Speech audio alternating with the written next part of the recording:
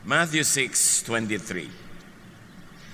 Kung malabo ang inyong paningin, mapupuno ng kadiliman ang inyong buong katawan.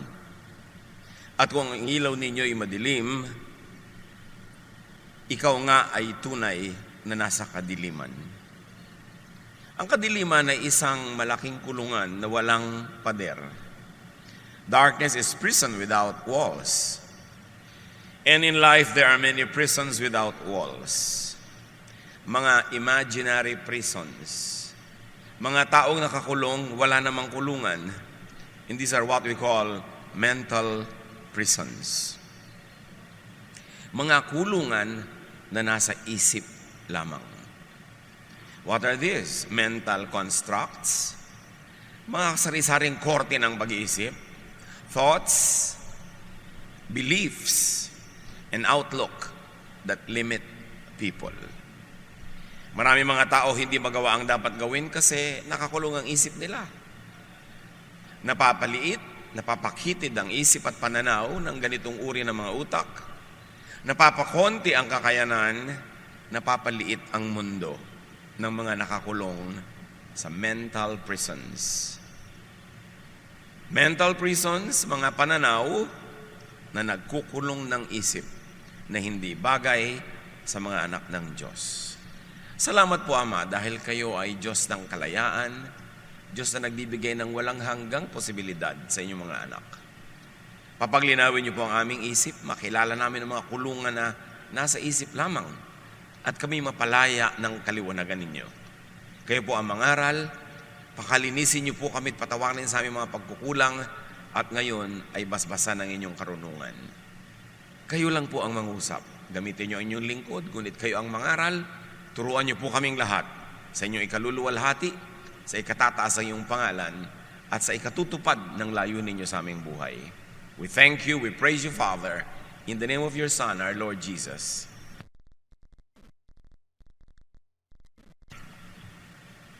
Mental prisons, mga pananaw na nagkukulong ng isip. These are self-imposed limits. Mga taong wala namang tali ay kung makakilos ay parang nakatali. Mga taong wala namang mga rehas at mga sementong pader ay limitado ang kilos. Mga taong hindi naman talaga pinagbabawalan ay hindi makakilos ng malaya dahil akala mo'y bawal lahat. Anong uri ng mga pag-iisip ang nagkukulong sa atin? Isa na doon yung it can't be done.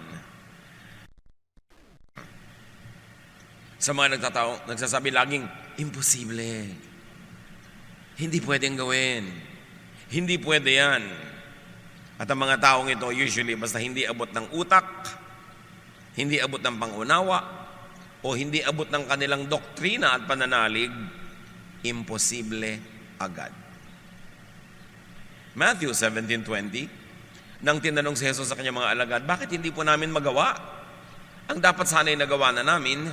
Sumagot siya, dahil sa maliit ang inyong pananampalataya. Tandaan ninyo, kung kayo ay may pananampalataya sa Diyos na sinlaki ng buto ng mustasa, na actually napakaliit. Maaari ninyong sabihin sa bundok na ito, lumipat ka roon, at ito'y lilipat nga. Tunay na walang bagay na hindi ninyo magagawa. Halimbawa na symbolic language ito, na hindi naman talaga literal na yung bundok ay pwedeng utusan ng isang nananalig, napakalaki pa rin ang pwedeng magawa sa pananalig. Hindi man literal na bundok yung bubuhatin. Paano kung literal pala ang ibig sabihin ni Jesus dito? Hindi naman niya sinabing, symbolic lang yung language ko, ha? Bagamat hindi niya sinabing literal. Paano kung literal? Na pwede mo pala talagang utusan ang bundok kung may pananalig ka na singliit o tawagin ng sinlaki man lang ng maliit na buto ng mustasa. At pinatunayan ni Jesus na marami siyang sinabing literal. May binuhay talaga siyang patay. May pinalakad talaga siyang lumpo. May binigyan siya ng paningin na bulag, literal. Pero meron ding symbolic. Yung mga namulat ang isip, bulag na, nagkaroon ng paningin. Alin man ang tinutukoy ni Jesus, symbolic man o literal na kahulugan na pwede mong utusan ng bundok kung meron ka lang kaprasong pananalig, malaki ang mensahe nito para sa atin. Sabi niya, dahil maliit ang inyong pananampalataya, maliit ang inyong pag-iisip, maliit ang inyong utak, konti lang ang laman. Pero kung nilaki-lakihan nyo yung utak nyo na yan, dinami-damihan nyo ng laman, kaya nyo sanang gawin, yung ngayon ay hindi nyo magawa. Pag nililiitan ng utak, mag-aral ka anak, ay nakakatakot, hindi po ako marunong yan, wag na lang. Magtatrabaho na lang ako agad para kumita ako. Okay, nagtrabaho agad, kumita, pero 50 taon man siya magtrabaho, hindi man lang siya makakabili ng isang motorsiklong cash. Kasi nilimitahan na niya ang pwede niyang gawin sa madali, sa konti. Kasi hindi siya nanalig na pwede niyang magawa. Lahat ng mga mahihirap, maralita, na nakaalpas, nakawala, nakalampas sa kahirapan, nanalig muna na pwedeng mangyari yon. Ang mga hindi nakakalampas sa kahirapan, sa kaliitan ng mundo, ay yung nagsasabing, hindi pwede yan. Wala tayong magagawa. Ganyan lang talaga yan. Pagka gano'n ang pananaw mo, ikaw yung walang pananalig, sabi ni Jesus, huwag kang umasa na may mangyayari sa buhay mo. Ang liit-liit ng pananalig mo Kasi ine-expect mo, lalaki yung mundo mo. Sabi niya, ang liit ng inyong pananalig. You have very little faith. Now, faith moves the hand of God. So kung malaki yung faith mo, wala ka mang kayang gawin sa iyong sarili, pwede magkaroon ng miracle. Because faith moves the hand of God.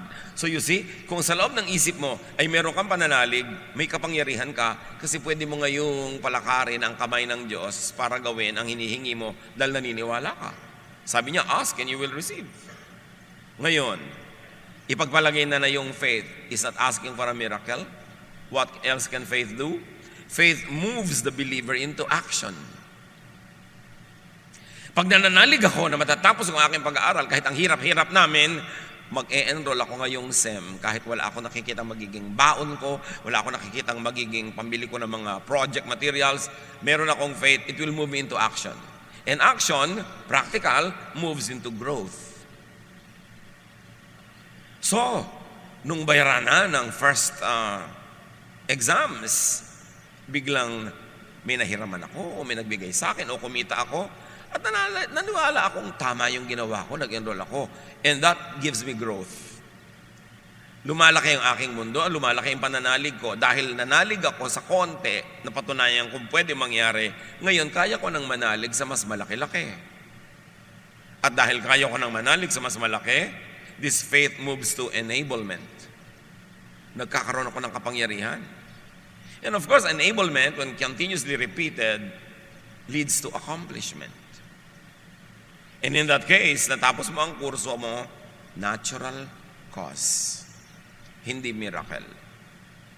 So dalawa ang pwede mangyari sa isang taong may pananalig. Maghimala ang Diyos, o kaya ay dahil sa pananalig mo, marami kang ginawang tama, nagkadugtong-dugtong, ang ending, nangyari din yung gusto mong mangyari, na walang himala.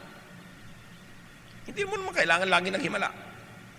Kasi merong natural power na ibinibigay ang Diyos sa iyo at sa mga tao na kapaligid sa iyo para katulungan, para yung kailangan pa ng himala ay magawa rin kahit walang himala.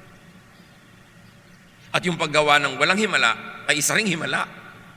Kasi biruin mo, dati hindi ka naniniwalang mangyayari yun, tapos nangyari, di himala rin yun.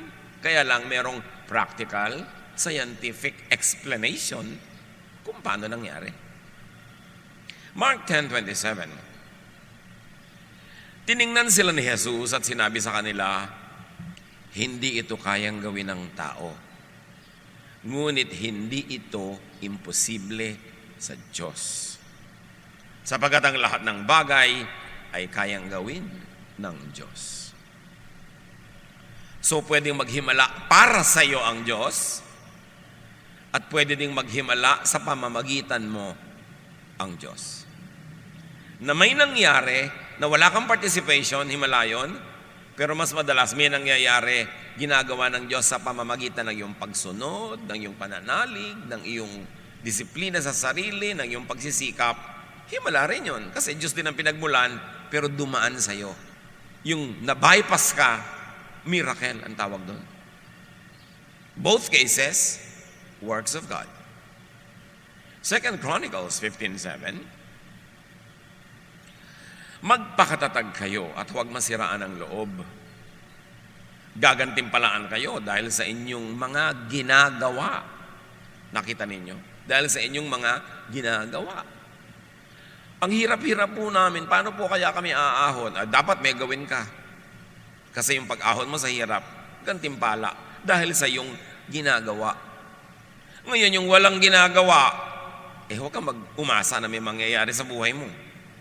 Hindi ka naman paghihimalaan nun. Ang himala nga dahil sa sobrang faith. Yung walang ginagawa, walang faith yun. Sabi niya, baliwala rin niya kahit sikapin natin. Kahit anong gawin natin, mahirap pa rin tayo. So wala na lang tayong gagawin. Hindi na magbabago ang mundo, ganyan na lang talaga yan. Wala talaga mangyayari.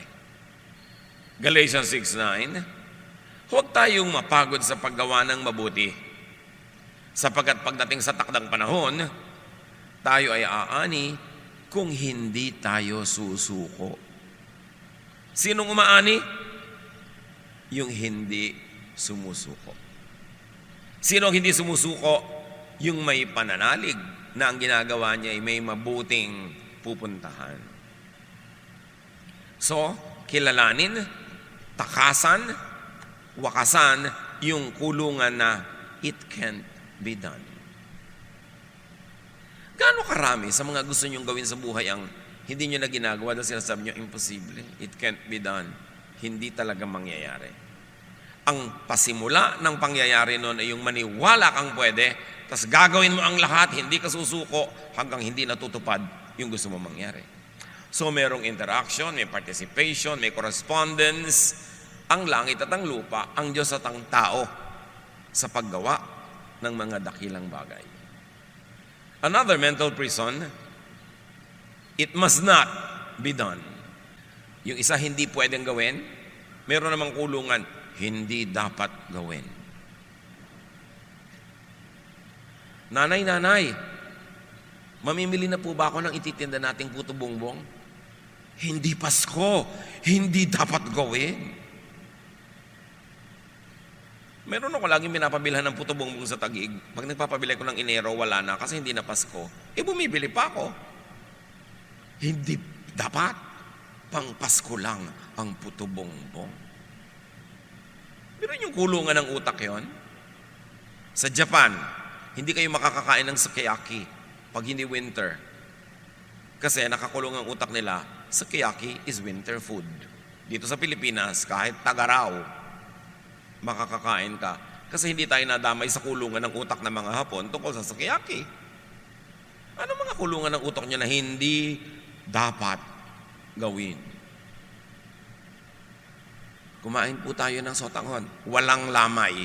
Hindi pwede. Panglamay yan. Kulungan. Sino naglagay ng kulungan na yon? Lola mo siguro, kung sino man, tapos minana mo. Yung mga kulungan na it cannot be done is out of fear. Out of ignorance. Merong isang restaurant ng tindahan ng pagkain ng manok dyan sa corner EDSA and Crossing sa Mandaluyong. Air condition, ang ganda-ganda. Mura lang yung pagkain. Walang pumapasok. Nanay, kain po tayo doon. Hindi pwede, mahal yan. Bakit yung po nalamang mahal? Kita mo, aircon. Mahal yan. Magaganda yung mga plato. Nakahalata yung tindahan na walang pumapasok. Tinanggal niya yung aircon. Pasok lahat ng alikabok, usok, ang daming kumain. Same price. Yung mga it must not be done, bawal. Yung mga tao, pag may nakita magandang lobby, magandang lugar, magandang tindahan, pasok tayo, baka bawal, nakatsinelas lang tayo. Di ba? Di maghubad po tayo, magyapak tayo, hindi naman sabing bawal nakayapak, bawal lang nakatsinelas. Bawal nakasando, di maghubad ka. Hindi naman sabing bawal hubad bawal lang yung sando. Mga pampalimit ng utak. Hindi mo pwedeng gawin yan, may magagalit. Merong maganda, gusto mong tingnan na display, baka magalit yung tindera. Mukhang mahal, huwag tayong pumasok. Meron, huy, lapitan mo na yung nasa information, mukhang suplado, huwag na lang. Yung, hindi naman niya sasayang, suplado ako, huwag kang lalapit sa akin. Pero ikaw na yung nag-isip, ikaw ang nagkulong sa utak mo, nagtali sa kamay mo, kaya kaalipin. Kasi nakakulong ang utak mo, at ikaw ang nagkukulong, walang iba. Pag nakakita yung mga tao ng mga carpet na pulang maganda, ayaw tapakan, baka pang mayaman. At lalo na ito, bawal sumaya, magagalit ang Diyos. Ang dami-daming kasiyahan na hindi ginagawa ng tao dahil baka magalit ang Diyos. Hindi naman pala nagagalit ang Diyos. Simbahan lang pala yung nagagalit. Dapat ihiwalay nyo yung mga sinasabi ng simbahan at sinasabi ng Diyos. Hindi lahat ng sinasabi ng simbahan galing sa Diyos, mga 80%.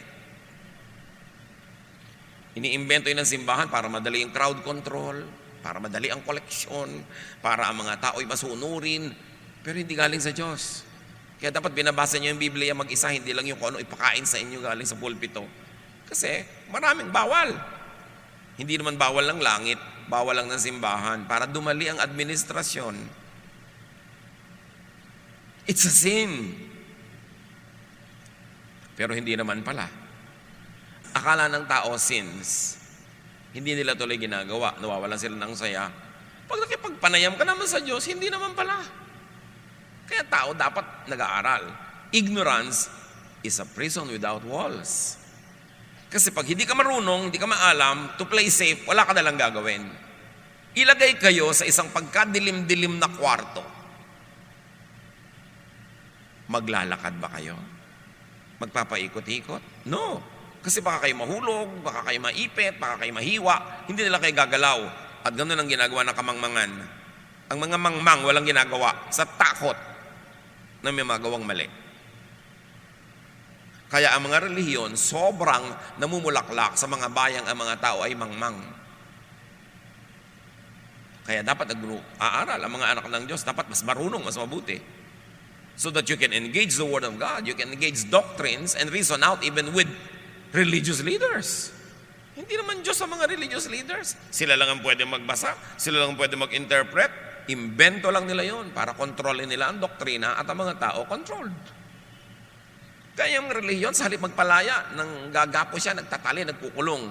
Pag hindi enlightened ang pangangaral. Matthew 12:11 to 12. Ang mga tao sa Israel, walang gagawin pag Sabath. Sukdang, ang hayop nila ay mahulog sa tubig at malunod. Bawal gawin yan. Sabi ni Jesus, kung kayo'y may tupang nahulog sa balon sa araw ng pamamahinga, hindi ba ninyo ito iaahon? Kaya't naaayon sa kautusan ang gumawa ng mabuti sa araw ng pamamahinga. So sabi ni Jesus, drama lang yan na wala kayong pwedeng gawin pag Sabat. Okay lang gumawa, lalo't ang gagawin nyo mabuti. Can you imagine ang pagkakatali ng buong Israel sa araw ng Sabat? Daang taon, 1,000 taon.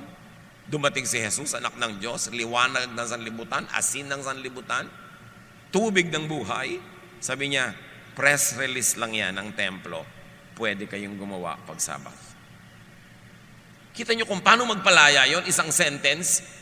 Ang daming laya ang mangyayari sa tao pag nalaman niyang pwede naman palang gumawa pag Sabat. So pwede ka maglakad ng malayo. So pagka may handaan sa mga kamag-anak mo sa kabilang barangay, pwede ka nang pumunta kasi hindi naman pala bawal. Meron kang gustong gawin na isipan mong ipag-bake ang asawa mo o ang anak mo ng napakasarap na cake. Sabat, pwede. Kasi sabi ni Jesus, pwede yan dahil magandang gawain yan. Ang laking laya, basta yung utak mo napalaya. Bawal, hindi naman pala talaga. So gaano karami ang bawal sa buhay natin na hindi naman pala talaga pag si Jesus ang tinanong mo. Pwedeng pag tinanong mo si Pedro, bawal. Si Paul, bawal. Si Moses, bawal.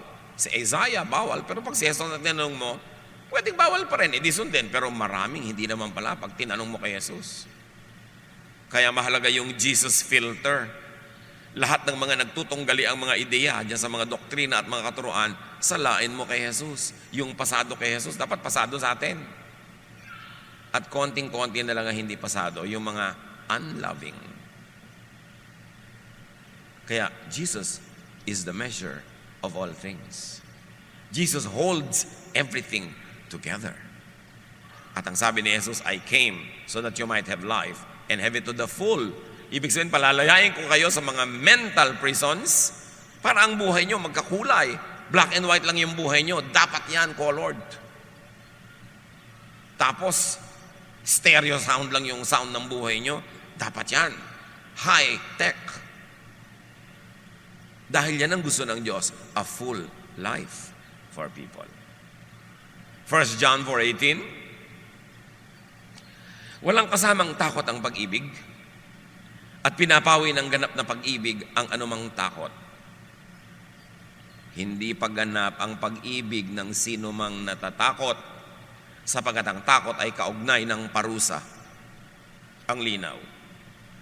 Pag naiintindihan nyo ang pag-ibig ng Diyos, nawawala ang inyong mga takot. Mga takot sa mga bawal, takot sa mga hindi pwede, takot sa mga parusa, takot sa mga guilt. Kasi sabi, kung nauunawaan nyo ang pag-ibig ng Diyos, dapat payapa kayo. Natatanggap nyo, alam nyo, at naipapamuhay nyong mahal kayo ng Diyos, ano man ang mangyari. Ngayon, kaya kayo matatakotin kasi ang laman ng utak nyo lagi, parusa. Kaya ang marami nagiging relihiyoso, lalong nagiging matatakotin kasi lagi ang ipinipreach from the pulpit, parusa. Isang Diyos na galit. Isang Diyos na ayaw ka mag-enjoy. Isang Diyos na killjoy. Isang Diyos na imposible ang mga hinihingi sa tao. Kaya lagi kang kulang, lagi kang guilty. Sabi, pag lagi kang guilty, takot ka sa parusa. Pag takot ka sa parusa, hindi mo pa naiintindihan si Jesus. Hindi mo pa naiintindihan ang pag-ibig ng Diyos sa pamamagitan ni Jesus. Now, that kind of freedom is not licentiousness to do anything evil. Because your right to do what you want stops when it begins to infringe on the well-being of other people. Yun ang law of love. Hindi ka malayang gawin ang lahat. Hindi ka malayang gawin ang mga ikasasama ng iyong kapwa. Pero hindi nila ikasasama, malaya ka dyan. Yan ang law of love ni Jesus. Sabi niya, I give you one commandment. Love one another. So, pwede po bang mang-agaw ka ng asawa ng may asawa kasi kalayaan yun? Hindi, dahil may agawang kang tunay na may-ari. Ngayon, yung isang tao, walang asawa, iyong-iyo na. Kung gusto ka niya. Kasi hindi rin naman pwedeng dahil wala siyang asawa, kalad ka rin mo na, ayaw pala sa'yo. Yung kalayaan mo, tumitigil kung ito ay lalampas na at papasok na sa bakuran ng ibang tao at makakasama na sa kanila. So, fear comes from ignorance. And love means fearlessness. It doesn't mean recklessness. It means confidence, trust, and peace. The people of God are free to do anything that God does not prohibit by moral law. At ano yung moral law? The law of love. Basta hindi unloving to others, you are free. Kailan natin maintindihan yon? You don't kill, you don't steal from other people. You don't take away from them what you want to enjoy. You are free. Galatians 5:14, sapagkat ang buong kautusan ay nauuwi sa isang pangungusap. Ibigin mo ang iyong kapwa, gaya ng pag-ibig mo sa iyong sarili. So yung ayaw mong gawin sa ng iba, huwag mong gagawin sa iba, yun ang buong kautusan. Pwede po ba akong kumain ng sandwich na maraming mayonnaise? Bakit? Nilakawin ba yung mayonnaise? Hindi. O di, free ka. Morally speaking. Ngayon, clinically speaking, tingnan mo kung nakakabuti sa yung mayonnaise, that's another story. You are free so long as what you want to do is not prohibited by legal law. Legal law meaning the law of the land, the law of the company, the law of the family, the law of the community that is meant to keep order, justice, predictability, system. Dapat hindi mo binibreak yun. Kasi a community, a family, a corporation, a church is a social agreement. I'm a part of this nation because I agree to do my part as a citizen. I'm a part of this family, of this community, of this church because I agree to do the parts of responsible members so that there will be harmonious relationship and there will be a way to address grievance and there will be a way to solve problems in a decent, least damaging way. Kaya may pananagutan tayo sa ganung mga bagay. The people of God are free to do anything that is not prohibited by God's natural law. And I want you, church, to understand this very well. Natural law could be the purest law of God that is known to man. Yung mga moral law, mga religious laws, kung kani-kanino ng committee dumaan yan, kung kani-kaninong doktrina dumaan yan, kung sino-sino na ang mga nagsabi na ito ang tama, ito ang mali. Pero yung law of nature, walang taong nakapakialam dyan. God ang nag-design ng law of nature, like the law of gravity, the law of physics, the law that water will always recycle, the law of sunrise and sunset, the law of temperatures and seasons. Diyos ang may gawa niyan. More than religious law, which you don't know kung galing sa Diyos o pinakialaman lang ng mga religious leaders, yung natural law, walang nakapakialam dyan. Romans 1:20, mula pa nang likhain ng Diyos ang sanlibutan, ang kanyang likas na hindi nakikita, ang kanyang kapangyarihang walang hanggan, at ang kanyang pagka-Diyos ay maliwanag na inihahayag ng kanyang mga ginawa. So mula daw nung nilikha ang daigdig, nagpapakilala ang Diyos sa pamamagitan ng mga nilikha niya. Yun ang purest law. Now, many prisons, limitations, and conflicts are caused by man-made religious law being imposed on God-ordained natural law. Halimbawa, law ng God, ng nature, nakakainin ng leon ay usa. Kakainin ng usa ay damo. Kung nagkaroon ng religious membership yung leon at sa sekta niya, bawal kumain ng karne, anong gagawin ng leon? Pinagbabawalan na siya ngayong maging leon. Lahat ng kakainin niya ngayong bawal, puro siya guilt. Tapos itinitinda ng religion niya yung salvation, dahil guilty siya, bibilin na niya. Pero hindi mo pala siya dapat guilty kasi leon nga siya. Ngayon yung usap, pinagbawalan ng religion niya na kumain ng damo. Di lagi siyang guilty. Kasi kahit ano mangyari, pag walang nakatingin, kakagatin niya yung damo, kakainin niya. Kasi yun ang gusto niyang kainin. Yun ang likas. Ganon siya ginawa. Now, the demonization by religion of natural human feelings of the physical world makes so many people feel guilty. Pagka ang religion ay nagtuturo sa inyo ng mga bagay na kontra sa natural law, ang result lang, you will always fail because you will be how nature and God created you. Therefore, you will forever feel guilty for who you are, for what you feel. Samantalang, yun ang likas na gawa sa inyo ng Diyos. Kakontra ng itinuturo ng relihiyon. Bakit kaya nagkaganon-ganon ng religion? Because over time, to create order in society, para magkaroon ng predictability, magkaroon ng system, maraming ipinagbawal in the name of God para lang magkaroon ng system. Pero yung mga system na yun at mga bawal dapat nagbabago over time kasi nagbabago ang dynamics ng isang society, nagbabago ang paraan ng pamumuhay, ang pakipagtalastasan ng mga tribe to tribe, nation to nation, nag-a-adjust dapat yun. Kasi mga bawal ng tribal level ng iyong civilization, naiiba na dapat kung cosmopolitan level na yung civilization. At kahit sa Bible, ang daming ganun. Nung araw, yung mga patriarchs allowed na maraming asawa. Nung New Testament, isa na lang. Nagbabago, nag-a-adjust sa mga katotohanan ng buhay. But religion thrives on conservatism. Kaya yung mga bawal 2,000 years ago, ipagbabawal pa rin sa iyo ngayon, na ibang-iba na yung reality, you always end up guilty. And you create mental prisons that limit your mobility, that limit your growth, and limit your development as a full person of God. Kaya, ang nangyayari, nagbabalat kayo ang mga relihiyoso. Kunwari, nasusunod nila yung pinagbabawal na hindi naman talaga pwedeng sundin. Pag tinuos mong, tao ako, hindi ko pwede sundin yan eh. Parang inutusan mo na ako maging tao. Gawin mo na ako anghel ngayon para masunod ka na. Tao pa nga ako. Paano ko susundin lahat? Yung pala naman, yung pagbabawal at yung paraan ng pagbabawal ay Hindi naman galing sa Diyos. Kasi kami, natural law. You look at yourself and you see how God created you. That is your natural law. And when religion tells you to go against your natural self, you will only feel guilty and miserable. Galit si Jesus sa ganyan. Mga pagkukunwari. Matthew 15, 7-9. Kausap ni Jesus sa mga religious leaders.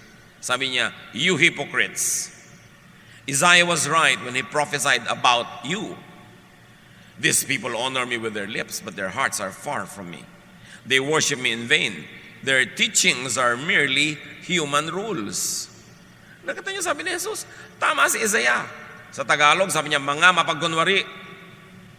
Tama nga ang sinabi ng propeta Isaiah tungkol sa inyo.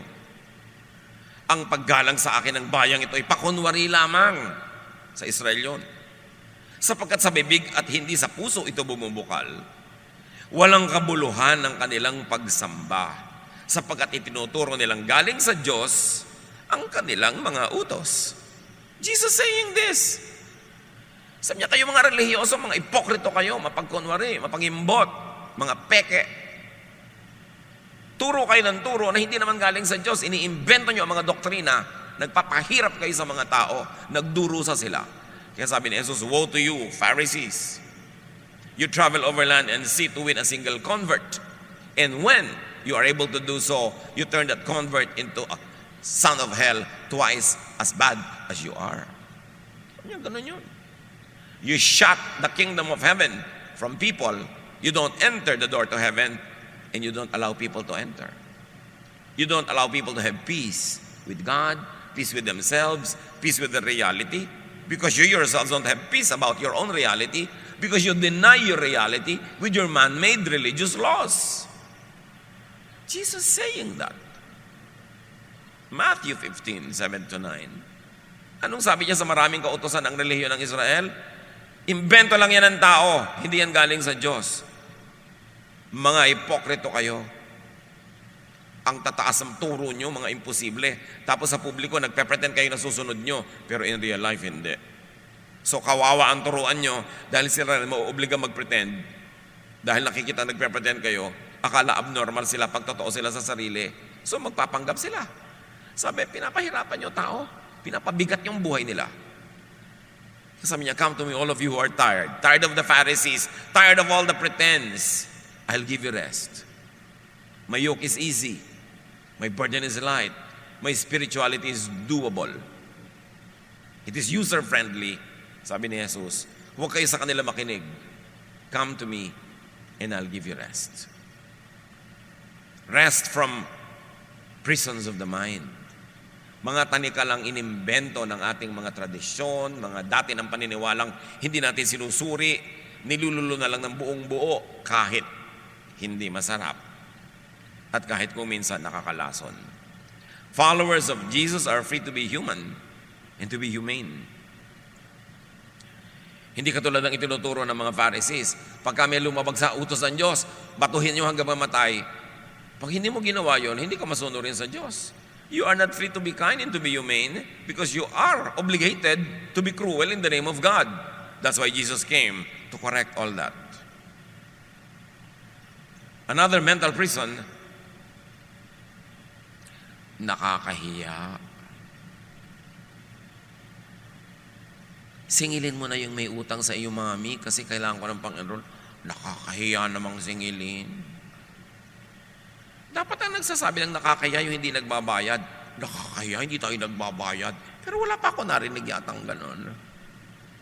Ang nahihiya yung maniningil. Sabihin mo, hirap ka na. Nakakahiya. O nakalimutan ka na ng promotion, lahat ng bago na promote, naiwan ka na, samantala ang sipag mo, ang galing mo. Nakakahiya. Kulungan. Alam niyo mga mahiyain, preso yan. Mga nanay, kung preso kayo, dahil mahiyain kayo, palalakihin nyo ang mga anak nyo rin sa preso. Kasi yung mahiyaing nanay, mahiyaing tatay, may gagawin yung anak, huwag nakakahiya anak. Dito ka, sumama ka sa akin sa kulungan, dali, magsiksikan tayo dito.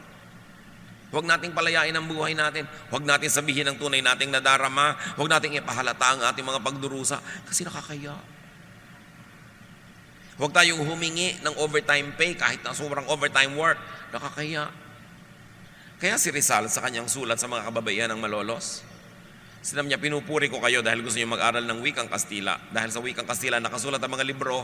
Therefore, pag nakapagbasa kayo niyan, lalaya ang inyong utak. Kawawa ang isang bayan, ang mga ina ay walang ginagawa kundi, sabi niya ganon, magluluhod, magdadasal, humingi ng mga himala na hindi naman nangyayari. Magsuot ng mga libaging kalmin at mga kwintas-kwintas. Sabi nga ganon, kawawa ang mga anak ng mga ina na ang utak ay alipin.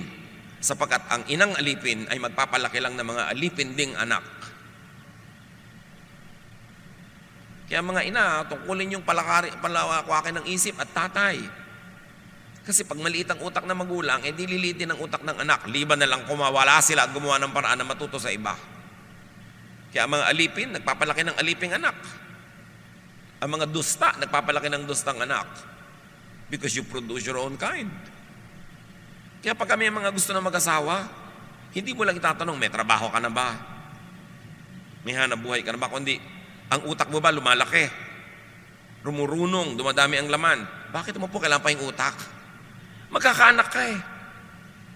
Kung maliit ang utak mo, di yung anak mo liliit din ang utak kasi papalakihin mo sa kulungan. Papalakihin mo sa kamangmangan, papalakihin mo sa dilim. So alipin yung lolo mo noon, alipin ka ngayon, ang magiging anak mo, next generation ang alipin. Bakit ka pa mag-aanak kung magpapaanak ka lang ng alipin? Kawawa. Kaya dapat, responsibilidad ng mga magkakaroon ng anak, magpakatalino, magpakarunong, nang may maituro man lang kayo sa anak nyo, kahit man lang spelling ng Czechoslovakia. Kung yun lang dog, hindi nyo ma-spell, paano kayo magpapalaki ng mga anak na malaya? May pananagutan ng pagiging magulang. Hindi yung mahiyain kayo, torpe kayo, kaya hindi bali ng kawawa kayo. May pananagutan ka. At hindi lahat ng nakakahiya ay mali na nga. Hindi katangayan ang pagiging mahiyain. Ito isang napakalaking kapintasan. Ngayon, huwag naman kapala ng muka. Iba naman yun. Yung tama lang, yung sabi nga nila, sakto lang. Pero huwag kang laging nahihiya. Inaalok kang kumain, busog po ako. Pero yung pala, kinakain na ng large intestine mo, yung small intestines mo. Tapos busog po ako. Nahihiya kang kumain, inaalok ka nga. At marami pa, papakainin mo, hindi uubusin. Parang sayang. Pati mo inubos, baka mapagkamala kami ang patay gutom. Hindi nga ba? Kainin mo na lahat. Ganon din yun. Magsasayang ka pa dyan dahil nahihiya ka.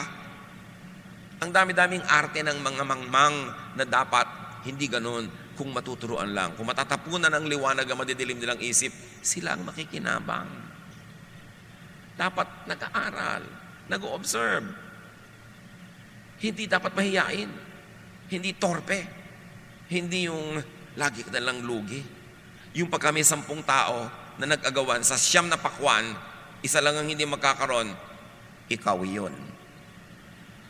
Talo lagi pag mahiyain. Nasa tapat na niya, ayaw pa niyang agawin kasi parang gustong agawin ng katabi niya. May magulang ba kayong ganyan? Di ba lagi kayong lugi? Lagi kayo walang kakainin, kayo walang pera, kasi mahiyain. 2 Timothy 1:7, sapagkat ang Espiritong ibinigay sa atin ng Diyos ay hindi Espiritu ng kahinaan ng loob, kundi Espiritu ng kapangyarihan, pag-ibig, at pagpipigil sa sarili. So you see, may pagpipigil din sa sarili kahit malakas ang loob. Ibig sabihin, hindi ka naman yung recklessly shameless. Pero pag kailangan gagawin, pag kailangan sumagot, sumasagot, basta't polite. Ang mga bata, turuan yung sumasagot sa magulang, basta polite. Hindi, huwag ka sasagot. Pinalaki mo hindi sumasagot. Kaya nung malaki, nire-rape na ng iba, hindi pa rin sumasagot. Ginagahasa na, pakiusap po sana. Kung inyo pong mamarapatin. Dahil pinalaki mong mangmang at dungo. Pagka dapat lumalampas na sa dapat na hindi lampasan, tumatapang na dapat ang anak nyo. Kaya maraming batang naabuso ng iba. Kasi sobrang nating pinalaki sa po at opo. Halika anak, alipinin kita. Opo. Hindi lahat ng sagot dapat opo. Meron dapat sagot na, hindi po. Ayoko po. Pwede dapat yun. Turuan yung mga bata ng ganun. Huwag kayong magpalaki ng mga alipin. Kawawa sila. At kung sa pagsagot sa magulang, pwede mong bigyan ng mga anak na, anak, pag sinabi ko sa iyo, na pupunta tayo sa lamay ng tiya mo, hindi kita tinatanong kung gusto mong sumama. Sinasabi kong pupunta tayo. It's a command, you say yes. Pero pag tinanong kitang, gusto mo bang sumama sa lamay ng ninang mo? Ibig sabihin, may option ka to say no. Kaya mo sa pagpapalaki ng mga bata, mga kapatid, may mga tanong kayo, may mga ipapagawa kayong alam nilang may option to say no. Para nakakapag-practice sila mag-no. At meron mga hindi pwedeng mag-no, huwag niyong tanungin. Utusan niyo. At alam nila yon na may inuutos kasi kailangan, meron namang binibigyan sila ng laya na tumanggi dahil pwede naman. At pag ganun, hindi naman sila magiging rebellious. But you've got to give kids options. And the option to say no must be taught at home. Kasi sa school nga, hindi ka na pwede mag-no. Lalo mga religious schools. Halos sa mga graduate, mga robots. Kaya lagi sabi, gusto ko pong ipasok ang anak ko sa isang religious school. Ito, yakin mo na progressive yung approach. Kasi maraming religious school, ang graduate, robot. Pagkatapos, pag valedictorian ka, kahit hindi religious school, usually, pag nag-reunion kayo 20 years ago, hindi ikaw yung mayaman. Hindi ikaw yung maraming nagawa. Kasi sa schools natin, alam niyo kung sino yung honor lagi? Kung sino yung laging may medalya? Ano ba mga award? Most courteous. Diba? Most polite. Yung most punctual. Most obedient. Most cooperative. In other words, yung pinakamadaling kontrolin at pasunurin, yun ang may award. Sa tunay na buhay, hindi yun ang makaka-accomplish sa maraming bagay. Yung mga creative, yung mga lumalabas sa kahon, yung nag-iisip ng kung ano-anong mga kababalaghan, yun actually mga nakakagawa ng maraming mga accomplishments sa buhay. Kaya usually sa mga batch nyo sa high school, batch nyo sa college, 20 years later, ang nagyamanan, ang nagkaroon ng maraming mga nagawa, hindi yung mga honor. May mga honor din, may mga nagawa. Nakakatanggap sila ng employee award, 20 years loyalty to the company. Walang absent, walang late. Ganun mga klaseng mga honor. Pero don't expect them na may naiimbentong iba, may nagagawang sistemang iba. Usually, ang nakakagawa na yung mga pala absent, yung mga bagsak-bagsak. Hindi ko naman sinabi magpakabagsak-bagsak kayo dyan. Pero ang sinasabi ko, ang nire-recognize lagi ng relihiyon, ng eskwelahan, ng society, yung madaling kontrolin, yung robot. So, hindi lahat ng award na ibinibigay ng lipunan, yun na nga ang tamang dapat ibigay. Dapat may award for creativity, for standing out of line, for getting out of the box.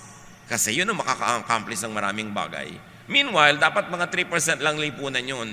Yung 97 dapat talaga cooperative, punctual, kasi para umandar ang lipunan. May system. Pero huwag niyong pagpakamatayan na yung mga anak niyo lagi maging honor. Kasi honor for what?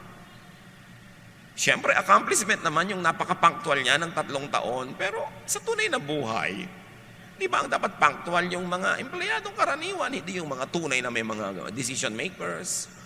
So dapat isipin natin to get out of these cycles of imprisonment. Another mental prison, mahirap gawin yan. Sabi mo sa karpintero, ay gusto ko ng posting parang namumulumulupot yung kahoy. Sir, mahirap naman pong gawin yan. Anong gusto mo madali? Umuwi ka sa inyo, matulog ka, madali yun. Yung mga taong hindi umaasenso, yung mga taong ay mahirapan, may ipinapagawa ka, ay mahirap po yan, sir. Ang gusto lagi madali. O kaya sabihin nila, we cannot do it. It has never been done before. Dapat ang ginagawa mo, what has not been done before para dumami ang pwede natin gawin. 2 Kings 5:10-13. Isang makapangyarihang general, may sakit, may ketong, pinayuhan ng propeta. Ipinasabi sa kanya ni Eliseo, pumunta ka sa ilog ng Jordan, lumubog ka ng 7 beses, at magbabalik sa dati ang iyong katawan. Gagaling ang iyong ketong. Nang narinig ito, galit na umalis si Naaman. Sinabi niya, akala ko pa naman sasalubugin niya ako? Propeta na yan? Tatayo sa harap ko, tatawagin ang Diyos niyang si Yahweh, ikukumpas ang kanyang mga kamay at sa tapat ng aking ketong, at ako'y pagagalingin. So yun ang ini-expect niya. Mamamburambo, budo-budo yung propeta para siya gumaling. Eh, sabi sa kanya, pumunta ka sa ilog ng Jordan, ilublob mo ang sarili mo 7 beses. At bakit hindi na lang sa mga ilog ng Damasco, sa kanyang sariling bayan, tulad ng Abana at ng Farfar, na mas malinis kaysa alinmang ilog sa Israel? Hindi ba pwedeng doon na lang ako maligo para gumaling? Ayaw niya sundin. Because it has never been done before.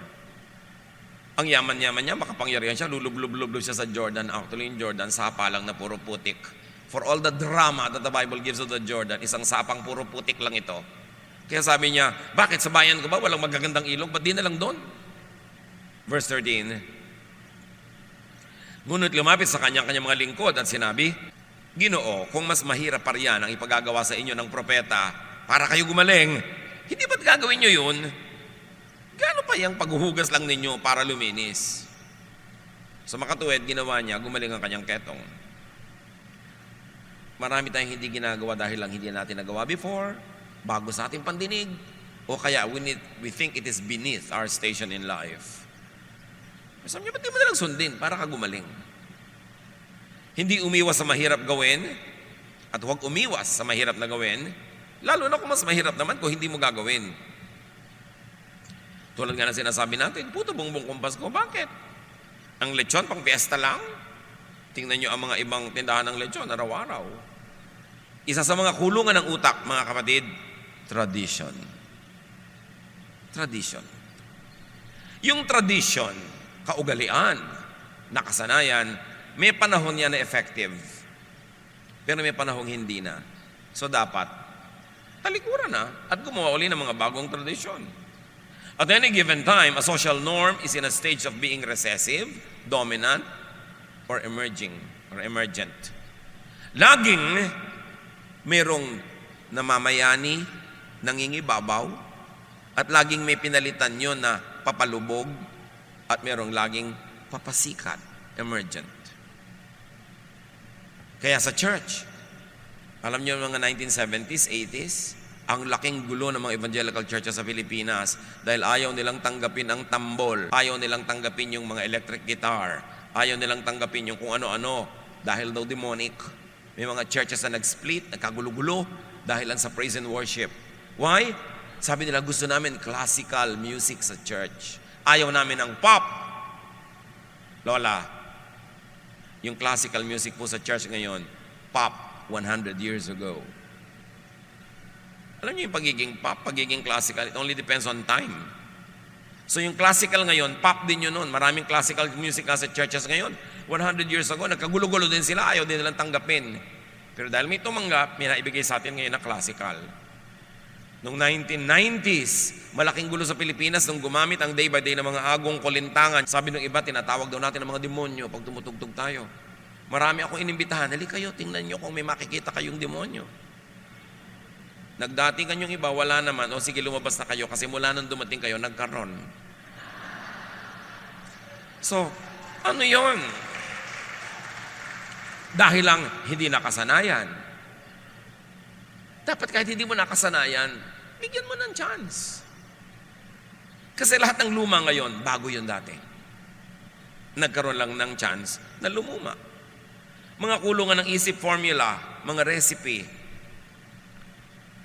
Well, yung recipe para may puntahan naman ang iniisip mo kung hindi mo alam gawin. Pero kung marunong ka na, pwede mo na i-break yan. Umimbento ka na ng iba. Talaga ba? Ang pwede lang na gamitin na suka sa yung adobo, yung ganitong suka, hindi pwedeng iba. Formula. People always ask, why? The people of God who will be free, we should always say, why not? Isa pang mental prison. Huwag na nga lang, nahirapan, di na lang tinuloy. Pag nahirapan, nasiraan ng loob, atras. Pag nabigo sa una, suko.